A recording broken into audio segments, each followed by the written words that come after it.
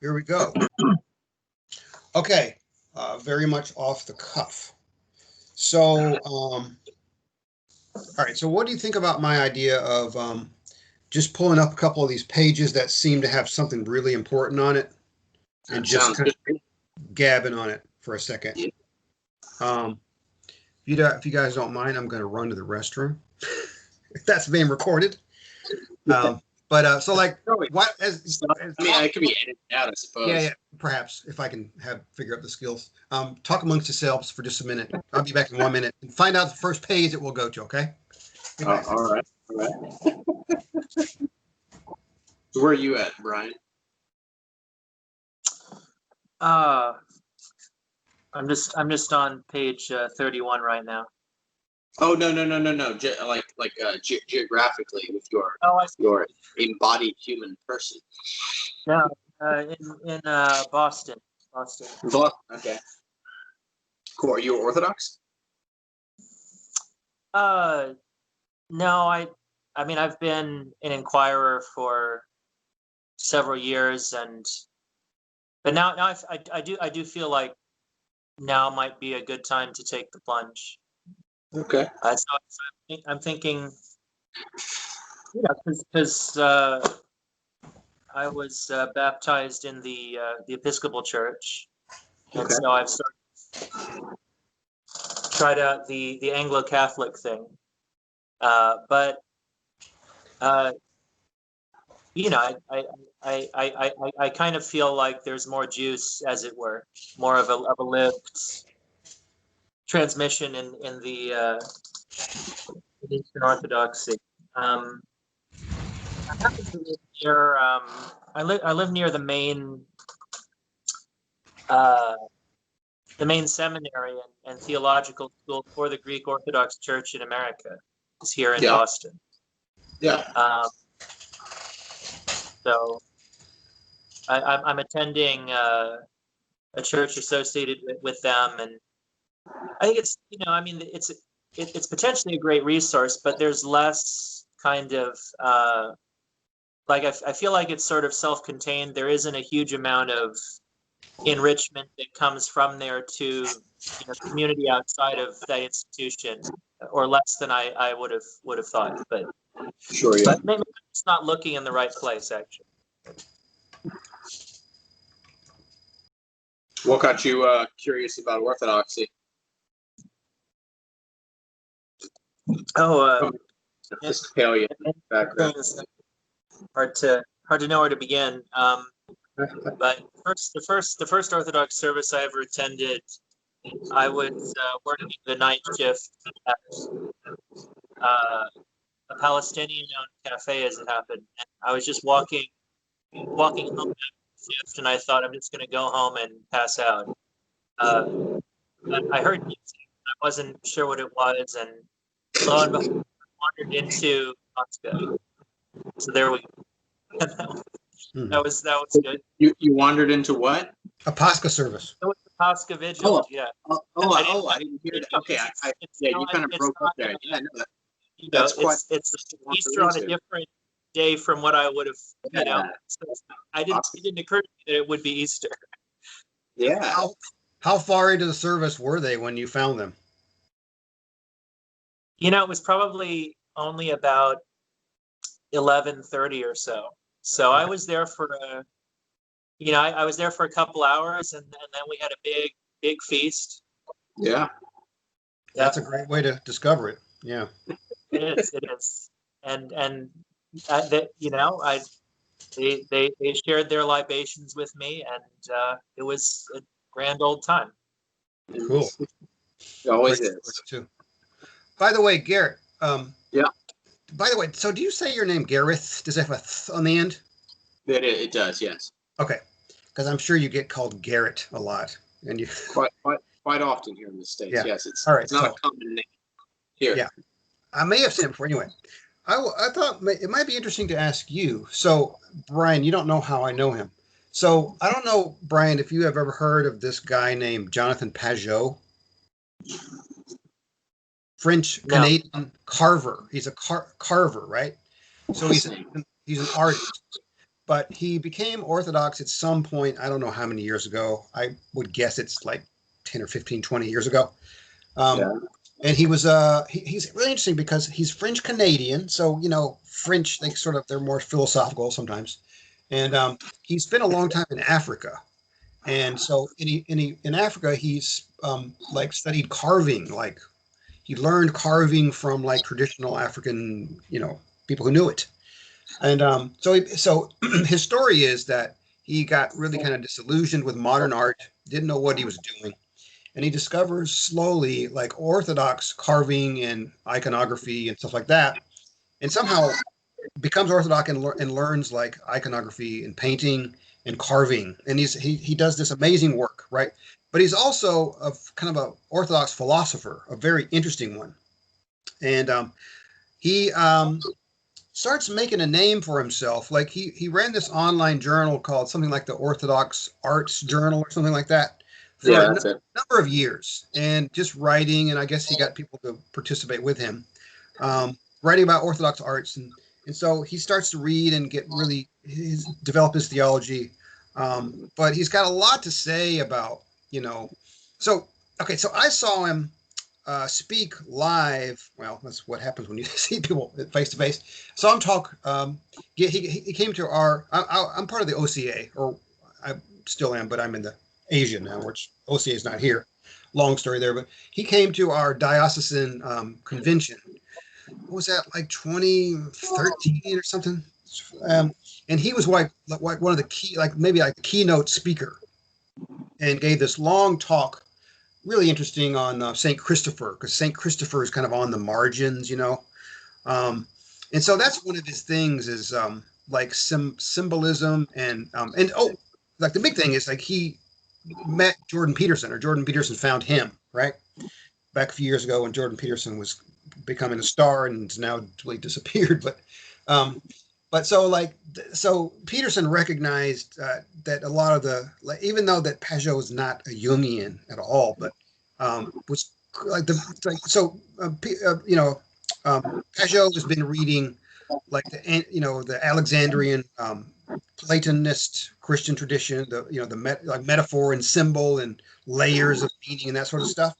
And he's a really good YouTuber. I mean, he's like up there with the best. I really wish I mean, not only do I admire him because long ago when I was in high school, in junior high, I was always drawing and always the best artist in the class, and kind of gave it up. So I love him because he's an artist, and obviously because he's an Orthodox philosopher. But he's a really good YouTuber. Like he knows how to edit and take clips and talk and merge and like put subtitles, and he's very good with his techniques, right? He's got an artist eye. So he's just made dozens upon dozens of YouTube videos, and you should see some of them, right?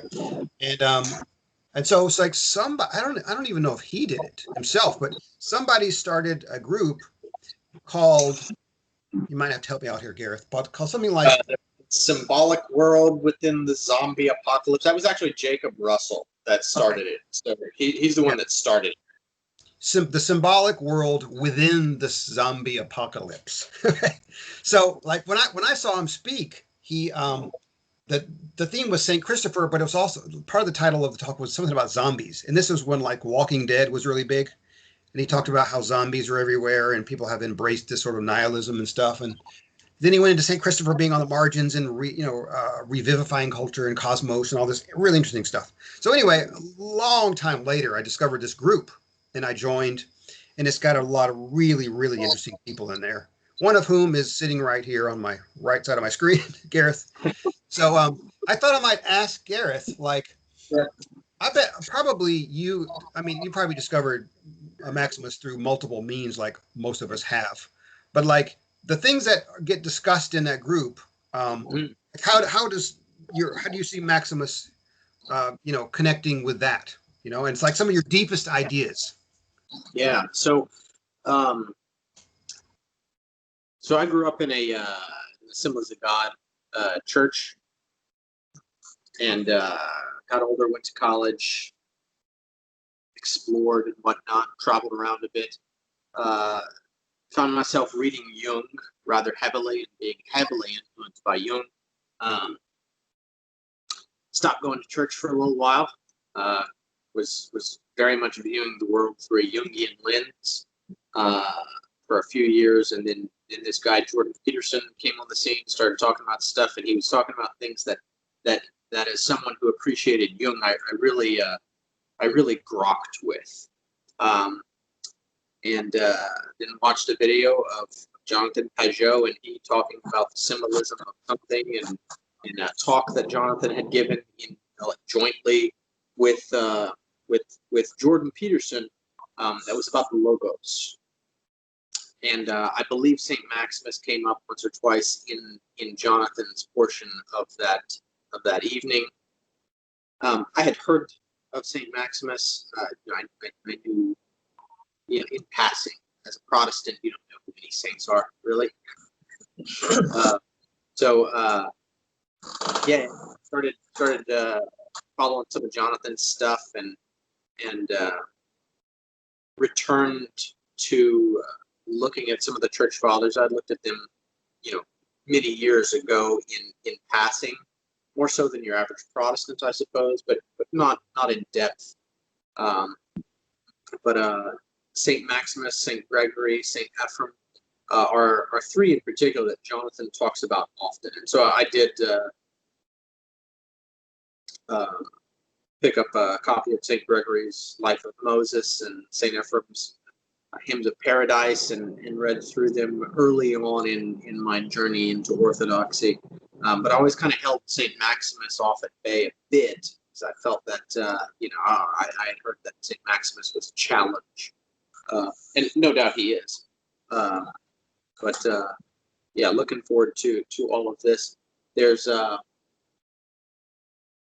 as far as ideas in Maximus that really kind of jump out at me and draw me to wanting to look deeper into what he talks about. Obviously, the logoi, like that as a concept, seems, I haven't fully fleshed it out. I haven't fully read everything Maximus has to say about it, but there's something about that it resonates as true. There's other ideas that he talks about that even just so. Well, I'll try and keep it to what was more or less in the introduction. But this idea of this, and he seems to be, we'll say, expounding upon a concept that Origen talks about, filtered through St. Gregory of Nazianzus, of this idea that there is a, and I skipped ahead a bit to the first one, I think you're on 17, I think is the first one, where he talks about the movement of the soul toward the ultimate stasis, the telos of God, of the divine. And this idea that all creation strives toward this fulfillment of desire, ultimate, like that expressed, we'll say, as the optimal thing. So I'm working on something. I'm writing something right now, trying to describe something that I'm calling cosmic alignment, but it's very much in line with this idea that the, I may be skipping ahead from things that we've read so far, but that the posited logoi throughout all of creation serves as this. I don't want to get too mechanistic with it, but if I describe things in mechanistic analogy, realize that it obviously falls short by being an analogy of the thing as opposed to the thing itself. But that the logoi posited within all creation draws the being, we'll say upward, because we can conceptualize heaven as upward, right? Upwards towards union with the divine, and that there is a proper alignment for the cosmos. And sin, hamartia, serves, the missing of the mark serves as a misalignment of the ontological hierarchy. And anyway, it seems like Maximus really delves into some of these concepts. He may not express them the way I just did exactly, but he delves into some of these ideas that are kind of around in my mind at a rather deep level or high level. Anyway, I think it'll be really edifying and educational to read through Maximus with you guys. Yeah. Okay, very good. I mean, I track with all of that. Okay. Yeah, I can't even. I mean, I feel like there's just a lot going on in Maximus that's just beyond me. But I Yeah. sort of get this idea of the cosmos, like we're as a part of the cosmos, as a created being, and the cosmos being moving somewhere and having this telos. Oh, you know what? Are you guys still there? It says my free Zoom room has ended. My free meeting has ended. I wonder if I need to start again because I'm not paying for this, right? Oh wait, oh that's another thing. I'm not That's in Zoom. Yeah, you. I guess you didn't sign out of Zoom. Of course. That's all that is. I tried to. Okay. Yeah. So, being part of a created thing in creation, you know, because like some point he will say like Christ. I don't even know the exact languages language that he uses, but Christ gives the human being like this signal, like this point to become part of creation in the right way, right? To be reoriented. And so, like, just me as like so I'm just gonna say where I am coming from. Like, so my thing is kind of like Orthodox Christianity in Asia. Like, how do you missionize in Asia as an Orthodox person? Like, what is Orthodox missiology? Like, what is that? What should it be? And my gut feeling is, and I said this last time we met, is that Orthodoxy is a more, in some ways, more aligned. It jives better. That's a silly word, with some elements of Asian culture better than Protestantism does, or other types of Christianity, because it's more ancient, it's more cosmic, it's more liturgical, it's more sacramental. And so I'm using Maximus to think through all these things. I'm also kind of a gardener. I mean, it just sort of happened upon me that part of my job is like creating gardens and bringing people from other countries to learn about Japanese agriculture, because this hotel that I run is partly it's kind of a Japanese history museum, you know, and but we run these gardens, so I spend a lot of time digging around and making stuff. So, you know, this whole like business of getting people back to nature. I know it sounds like a cliche, but really getting people back outside and moving in the cosmos, being a creature again, you know. So all that stuff is in Maximus. I see, you know. So and like kind of where we're going is that, you know, industrialization, like the problems of modernity, getting people to live in a more like, I think I've used the word like ontological fecundity. I think I've used that word before. I just came up with that somewhere. So like this whole thing about, oh, and there's all these issues that Peterson talks about hierarchy and the loss of the masculine, and something about modernity making us demasculinizing us even as women. I mean, men and women. We've lost the paternity. We've lost the hierarchy, right? So Sure. Yeah. the return to like the cosmic order, right? And so that's my agricultural philosophy is somewhere in there. I'm thinking about how Maximus has a kind of a green philosophy in there somewhere, you know. Does that make any sense? Is that I see your hands going up? Yeah. I was. Yeah. I was. Sorry, I move my hands a lot when I think. Yeah. No, I can see that, and the idea of talking about nature. I mean, just using the word nature. Obviously, if you move into early stages of that word's usage in even English, you get this talking about the nature of the thing, the nature of the being, and this. I mean, it makes me think of the natural will. Maximus talks about it a bit, contrasted with the gnomic will, the natural will being that will, we'll say, animated by the logoi within the being that is, we'll say, watered by the logos from above and draws it upwards towards the inevitable rest within the divine. that is the natural will of, we'll say, the pre-lapsarian man and woman, and perhaps even the pre-sundered Adam. It's a term that's in my head. I don't know if anybody else uses that term, but the Imago Dei, as it mirrors God the Creator as an icon, and we see this further, from the sundering of Adam. That is the drawing of the feminine out of, or the separating of the masculine and the feminine within Adam and Eve. So you have the image of God split it in two. Now you have the masculine and the feminine, which when joined together become one flesh, Echad in the Hebrew, as God is Echad in the Shema. But we'll say filtered through the stratified fall, through the stratified lapse of all creation.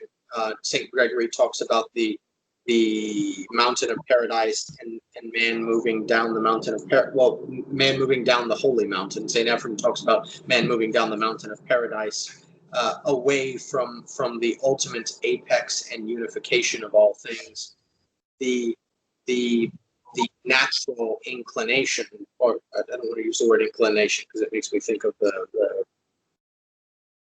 in Hebrew, the Yetzer Tov and the Yetzer Hara, which I think are more related to Maximus's gnomic will as opposed to his natural will.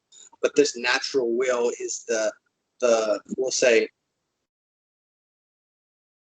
that verse, I can't recall where it is, but look to the hills, look to the mountains, for it's there that your help comes from. So this idea of though man has sinned, though we have missed the mark, though the cosmos are misaligned, there is yet this desire within us to realign.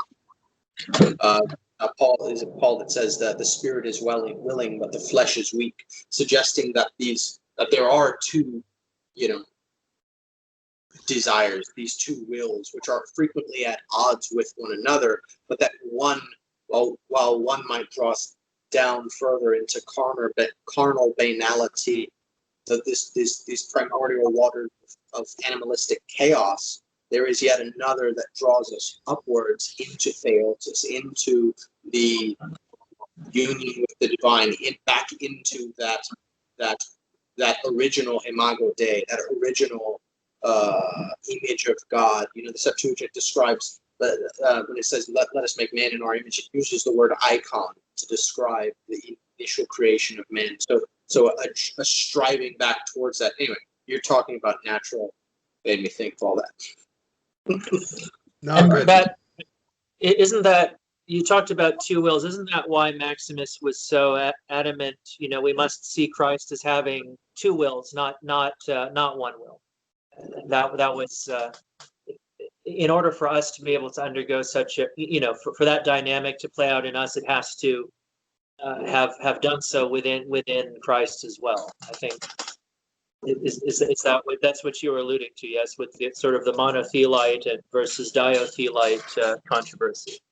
To an extent. So my statement is specifically as it refers to will as it emerges in man. I'm not well read enough in Maximus at the moment to be able to. So I had read something. My understanding was Maximus had the idea that Christ was born, was incarnated without the gnomic will. Is that you've probably read more Maximus than I, Todd? Is that correct? That's a really good question. That's a great question to go dig around on.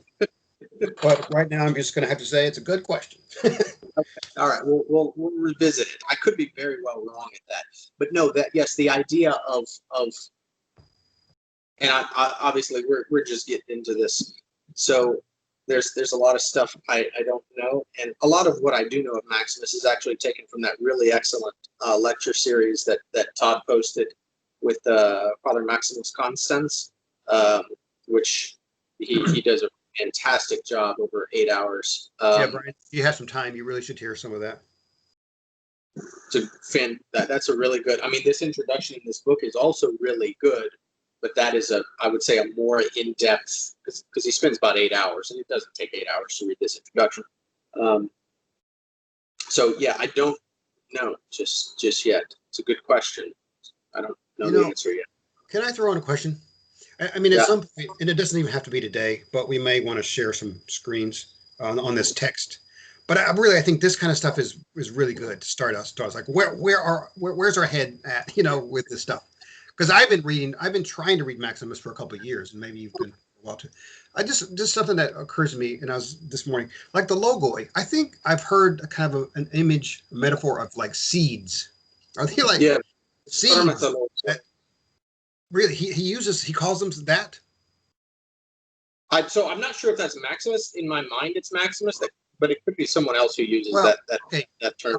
On that note, like I've been told, and I think it's more or less correct, is that the Stoics, like Justin Martyr, who's a Christian Stoic, has this idea all over the place, and they're different kind of logoi, and one of them is the spermatical logoi, right? And so that's what he does, and that's really interesting for me. Maybe it was Justin Martyr that used it. He looks at like all these other. He looks at ancient Egyptian religion and Greek myths and says they're seeds of the This is the Christ. That's in his. Is that in his second apology? Is that correct? I don't know that exactly. Oh, okay. So like if they are seeds, I was just wondering, is it?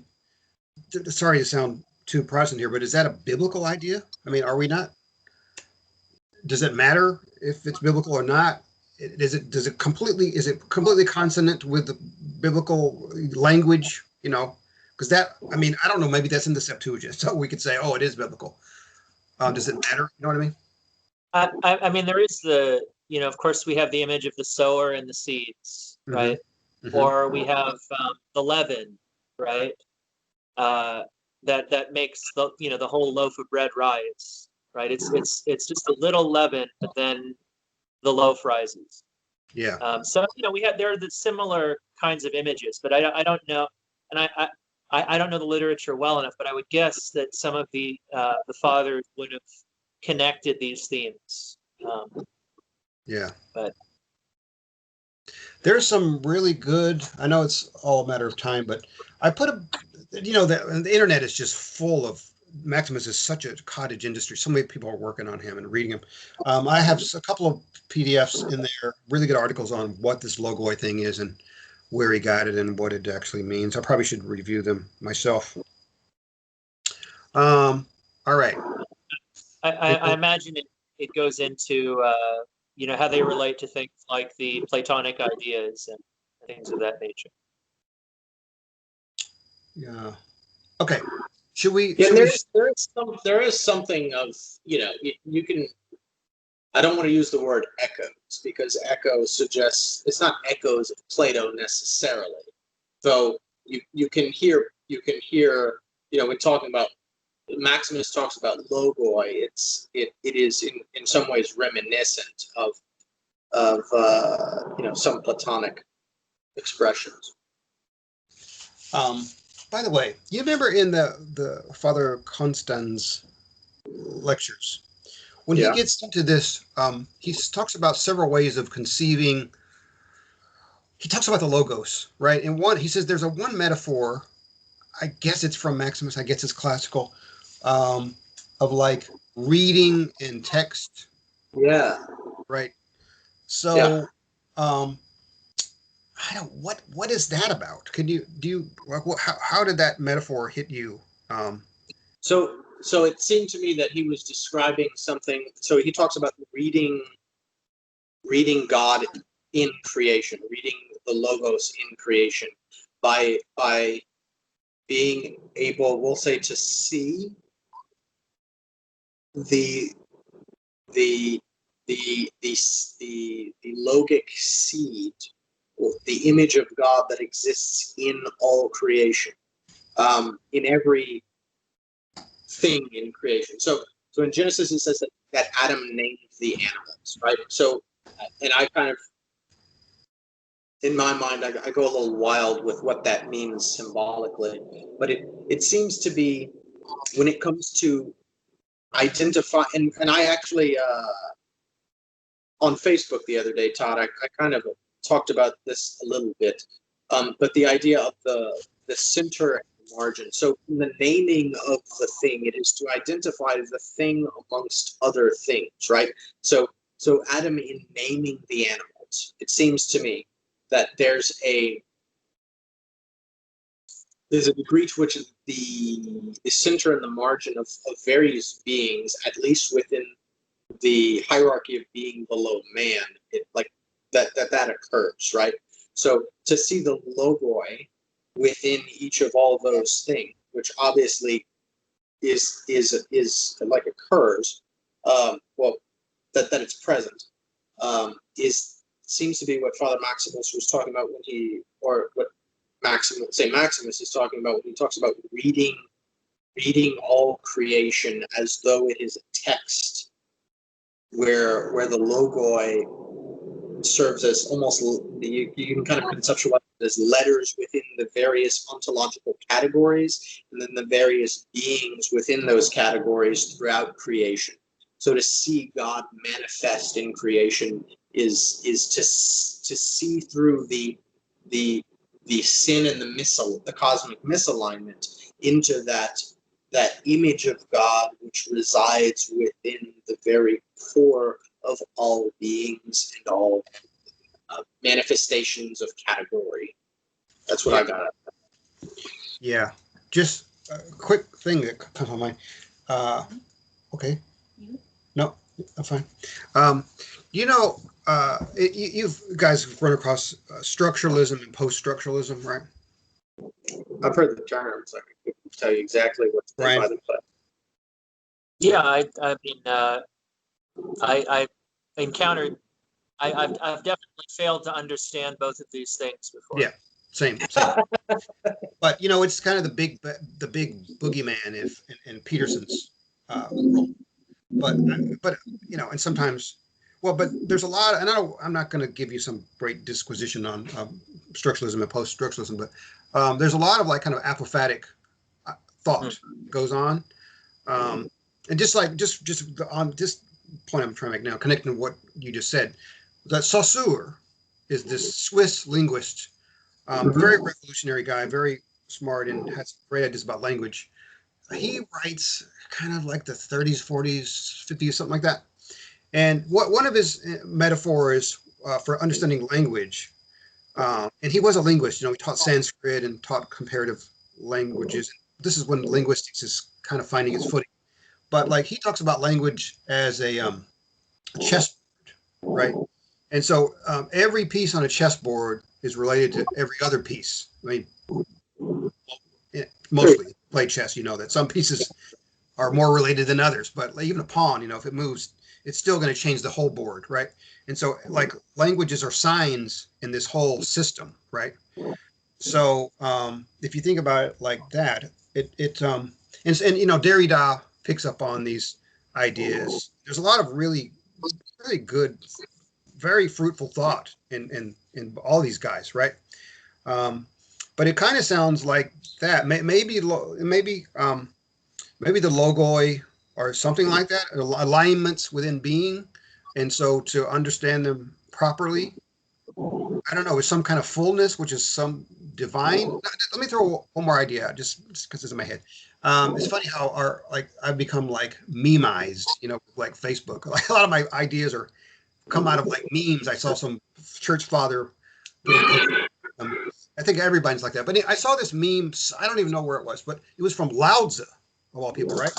And yeah. Lao, and I don't who it may be completely inaccurate compared to the original Chinese, but Lao Tzu said something like, I think I know where it was. It's in this Jane 108 Academy, which is kind of like they're very sacred geometry. They're like they teach a lot of like science stuff, and they teach kids geometry, but they're very philosophical. They're very kind of Sufi, But anyway, they post some really interesting stuff. And it was this quote from Lao Tzu, which said something like, and I'm paraphrasing, when the human understands music eternally, the cosmos vibrates correctly, or something like that. So this is this internal, this macrocosm, microcosm synthesis goes on, which has to do with like consciousness and really deep stuff. So maybe there's something in Maximus, that really resonates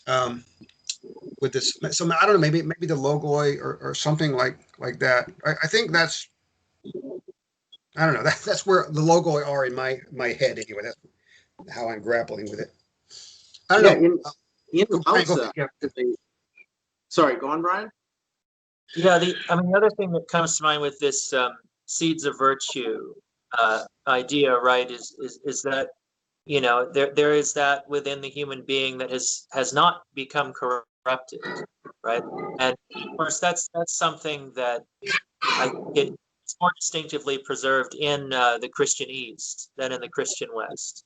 That it's sort of, like I thought you've probably both heard it said, we've lost the likeness, right, but not the image. Right, the likeness has been, blemished, but the image remains perfectly intact. And so we have to engage in a process of sort of, gathering ourselves and restoring ourselves, in virtues. Likeness also, can blossom forth, to mix the metaphors. But maybe there's something about the seeds. The seeds are buried under soil, but then they have to come forth, much in the way the kind of eschatological vision of Saint Paul, which in a way, the sown in corruption, raised in glory. So there's a way in which this body is sort of the seed of the resurrection body, right? The kind of the glorified, impassible, subtle. I know there were various characteristics that were given to the resurrection body, like that isn't bound by ordinary, material or physical laws, and I think it's been worked out based on the characteristics that Jesus' body had upon the resurrection. That he could go through walls, he could fly and air, and but he wasn't just a phantom. It was a real tangible body also, such that somehow the flesh itself has been glorified. So it seems like then, that in a way, it also becomes that this whole world and cosmos is the seed of the one that will it'll become the restored cosmos, right? And then everything will show what it is inwardly, which is the manifestation of God, the great theophany, and then it'll be quite plain that this cosmos is nothing other than the icon of God. Yeah, that's good. I'm going to step away for just a moment to deal with something real quick. I'll be right back. Yeah. You know what? Well, I guess I'll have to repeat this if he's not here. I'm sort of thinking this was a really good first foray into this. And what we should do next time is redo this introduction and maybe just find a couple of key places. Because I think it's an introduction, right? So these are like some main ideas. Find like 4 little chunks of that, 25 pages, and just kind of dig into them, because that's going to pull us more into the text, So I'll share some screens, and try to think about maybe how we can do 45 minutes or an hour or something. But I think this is going to be great. This is for people that don't, the really expert guys will probably shoot us to shreds. But the people who are just, thinking Maximus is interesting, and I think they'll find some things to chew on here and get pulled into this. So we had been kind of meeting about every 2 weeks around this time. Does that sound like an idea? Yeah, I think that sounds reasonable. And I would definitely try to. So I think next time we should focus on those sections of the introduction but also we should try to bring out kind of the background, right? So we should, get into a bit, how is he drawing on, Saint Denis, right? The Areopagite, or how is he Yes. drawing on, Origin. or, Yeah. right? In those senses, and then what has he carried on from Origin, and where has he differentiated himself? Those I think those are all. We should find a way to weave that in as well as kind of getting into, the nitty gritty of the different. Part of the introduction is just to kind of give a quick preview of what the different texts are going to be. Yeah. Yeah. Okay, Gareth, just to catch you up on what happened. So I'm suggesting another meeting focused on this introduction and finding 5 or 6 sections. I'll share some screens, and maybe you could even tell me, since if I am the person sharing the screen, let me know, or even during the meeting, okay, let's go to page 20, because I think, and maybe maybe we could even volunteer for a section, kind of to lead the section, maybe read it a bit, and I'll put it on the screen, and you just kind of post about. So we could do that in that thread, But Brian just also had a really great idea. He wants to look at Saint Denis, right? Pseudo Denis, whatever. How is he drawing on that? I don't know where he's going to go. I don't know where he's going to pull that. There's lots out there on that. So I love that kind of stuff. And then Origin, like what does he take from Origin? What does he reject? At least in his followers. That's good. And I can write all this in that thread, by the way, or you can as well. Yeah, I feel like in this introduction, it goes into a bit. I think it's for Ambiguum 7. Okay, I think it's definitely there. Get into origin statements and some differentiation of Maximus with what Origin seemed to be espousing. Mm-hmm. It's definitely there, and it relates actually to this seeds and teleology and development and all that stuff too. Another thing too, and I don't know if I can. This is a huge question, and we might not be able to hit much in one session next time. But I mean, I'm always thinking about Maximus as an ecumenical figure, and so he writes right as 2 huge things are happening. Islam is coming, is already on the way, or they're already fighting. And there are all these fractures within the church between the Chalcedonians and non-Chalcedonians. So I'm always thinking about how is he an ecumenical figure? How does he help us put things back together? That's huge, because you have to really know Chalcedon and Cyril and all that stuff. But that's probably a lifetime's worth of work. But I'm always thinking about that. If you have some ideas, next time maybe.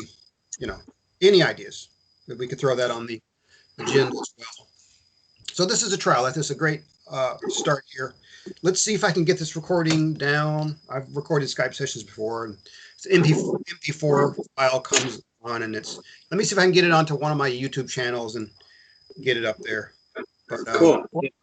One thing with the ecumenical aspect, I would definitely, because as I understand it, Maximus is the one who, harmonized. He worked out the compromise position on the Filioque, which is probably still the one. Okay. From the Father through the Son.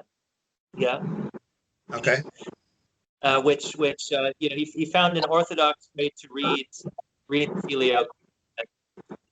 It's the kind of, this will probably get me in trouble with, but von Balthasar's book, von Balthasar was a Catholic.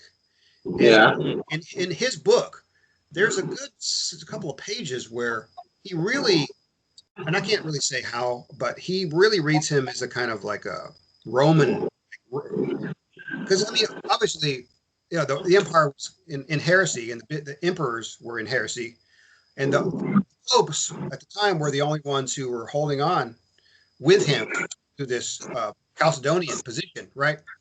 Yeah. So it's also that. I'm not saying that means we should all be Roman Catholic or anything, but there is that aspect to it. I mean, he really brings us all together in various little ways. Yeah. Have you guys read the account of his trial? A bit. Like the Pyrrhus, like the dialogues with Pyrrhus and that stuff. No. This is from Athanasius, one of his disciples. Okay. Records his the details of his trial. Mm-hmm. But it's there is a question, and I have it. I don't know if you guys have this book, but it's rather short. It's like it's maybe 15, maybe 20 pages at the most. It's rather short, but it's worth reading. It does a good job of providing a little bit of we'll say primary source context for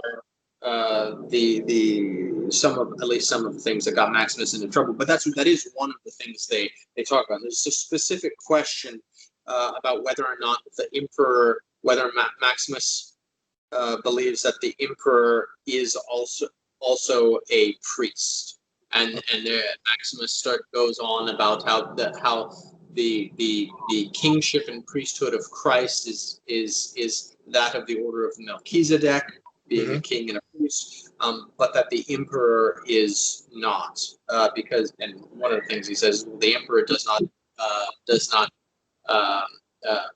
we'll say preside over the holy gifts in the liturgy, which is correct. So that was very, like, say, down to earth explanation as to why he's not, but it delves into that a bit. Anyway, sorry. Yeah, I wonder if Catholics would pick that up. Would Catholics pick that up and go? It reminds me. I mean, obviously, it's easy to draw these figures into these kind of polemical, it reminds me of the way, Vladimir Solovyov, right? He once took communion in an Eastern Catholic church, and people, was he like really, like a crypto, papist or something, but he also took communion at the end of his life and was buried in an Orthodox church.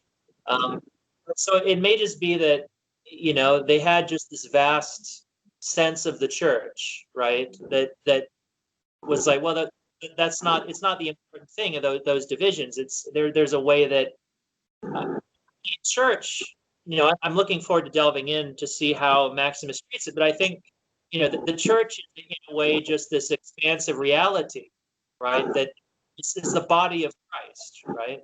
It's not synonymous with any, institution that could. It is, and it is. It's truly expressed through these institutions if they're potentially, but it's also just a metaphysical reality, isn't it? That we participate in. Right. One more thing, and we're going to stop. That just made me think of one more thing. The issue of the apophatic and what the intellect can do, because a lot of people, and I'm not casting any aspersions, but a lot of these Thomistic guys who really are very smart, know all this Thomistic philosophy, they kind of they love Maximus too because he's very technical. But I think we have to resist the idea that, of course, we have to use our minds and reason and use language very clearly. But I think Maximus has this idea as the church, the body of Christ, is much bigger than us. And yes, we suss things out and we use arguments, but the intellect is ultimately limited, right? And so where it's this weird thing where we suss out intellectually, but we find this it sort of reminds me of that quote you posted the other day, Brian, from that Russian philosopher. And I can't say that I have understood all the debate because it's very dense, but being an intellect is beyond us, right? But it's also unified. And so we sort of comprehend it and we sort of apprehend it, but not really.